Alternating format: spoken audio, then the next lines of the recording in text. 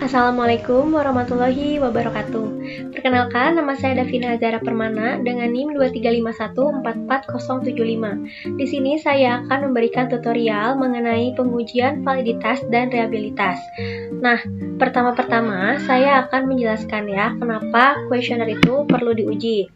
Kuesioner ini merupakan salah satu instrumen penelitian untuk menggali informasi secara langsung. Informasi yang didapat dari kuesioner itu harus diuji validitas dan reliabilitasnya. Apa sih validitas itu? Validitas adalah suatu ukuran yang menunjukkan tingkat kevalidan suatu instrumen. Hasil penelitian dianggap valid apabila terdapat kesamaan antara data yang terkumpul dengan data yang sesungguhnya terjadi pada objek yang diteliti. Syaratnya yaitu nilai R hitung harus lebih besar dari nilai R tabel, dan nilai signifikansinya itu harus lebih kecil dari 0,05. Selanjutnya, uji reliabilitas, yaitu menguji keandalan suatu instrumen penelitian apabila jawaban kuesioner tersebut konsisten dari waktu ke waktu. Syaratnya yaitu nilai Cronbach alpha-nya harus lebih besar dari 0,7. Nah, di sini saya sudah menyiapkan data yang akan kita uji. Saya mempunyai data sebanyak 30 responden dengan 2 variabel X dan 1 variabel Y. Kemudian kita copy semua datanya.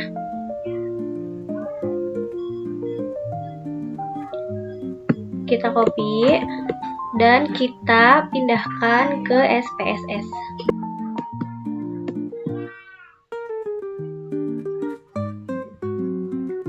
Nah, setelah ini kita harus hilangkan desimalnya menjadi 0.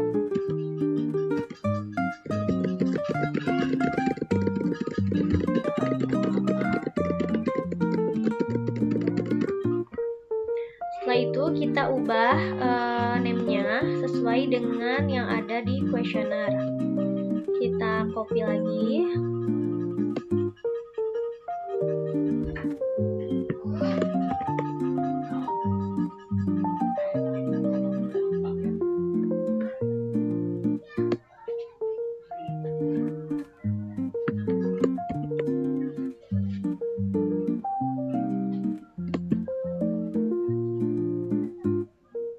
Nah, setelah terubah seperti ini, tampilannya akan seperti kayak gini. Selanjutnya kita bisa lanjut menguji validitasnya.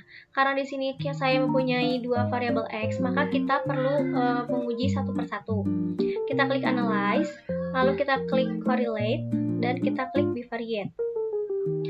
Kita pindahkan semua X1 beserta dengan totalnya ke variabel, lalu kita OK. Nah, kita bisa lihat untuk hasil pada pertanyaan pertama ini, correlation-nya itu sebesar 0,609.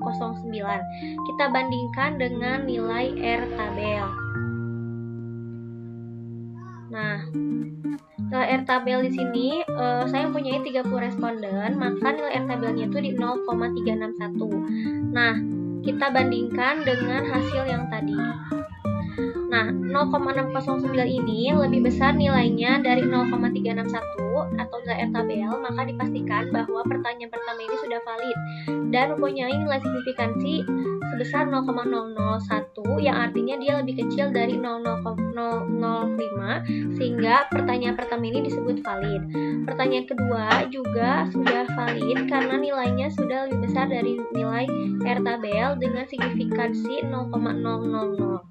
Lalu kita cek juga semua pertanyaannya, dan harus dipastikan semua pertanyaan itu sudah valid, karena jika salah satu correlation atau signifikansinya itu tidak memenuhi syarat, maka pertanyaan tersebut tidak valid dan kita perlu menambahkan data atau perlu mengubah data tersebut. Selanjutnya kita uji untuk X2, kita klik Analyze, Correlate, dan Bivariate lagi, kita reset, kita pindahkan semua yang X2.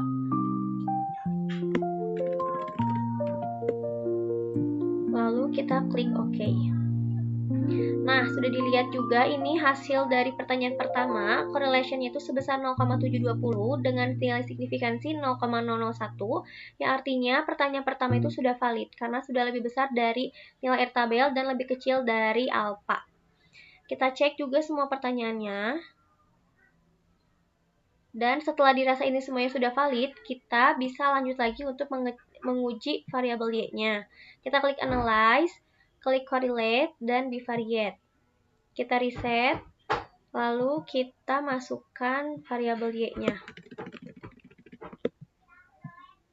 Lalu kita klik OK.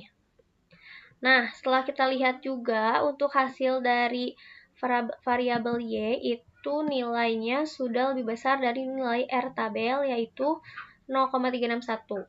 Nah, untuk pertanyaan pertama itu hasilnya 0,678 dan nilai signifikansinya itu 0,001. Maka pertanyaan pertama juga sudah valid. Kita cek semuanya, kita pastikan semua pertanyaan ini sudah valid. Oke, semuanya sudah saya cek dan hasilnya itu valid, maka kita bisa melanjutkan pengujian reliabilitas.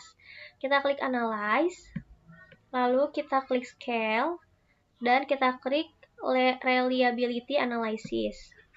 Kita masukkan X1 sampai X12 tanpa memasukkan nilai totalnya. Lalu kita pindahkan, kita klik Statistik, kita klik Scale if item delayed, klik Continue, dan modelnya sudah harus dipastikan itu harus alpha. Lalu kita klik OK. Nah, di sini muncul reliability statistiknya itu Cronbach alpha-nya sebesar 0,798 dengan end of items-nya itu sebanyak 12. Maka variabel X ini sudah reliable karena nilai ini sudah lebih besar dari 0,7. Selanjutnya kita cek reliabilitas untuk X2. Kita klik Scale, Reliability Analysis, kita reset, kita masukkan variabel X2. Dan X2 totalnya jangan dimasukkan, kita klik Statistik, kita klik Scale if item delayed, Continue, dan modelnya harus alpha. Oke. Nah, untuk X2 ini hasilnya Cronbach alpha di sebesar 0,708 dan end of itemnya itu sebanyak 5. Maka ini sudah reliable karena nilai ini sudah lebih besar dari syarat yaitu 0,7. Selanjutnya kita uji juga yang variabel X-nya. Kita klik Analyze, Scale, lalu Reliability Analysis. Kita reset, dan kita masukkan variabel Y-nya tanpa variabel Y total. Kita klik Statistik, Scale if item delayed, kita checklist, kita continue, dan modelnya harus alpha. Lalu klik OK.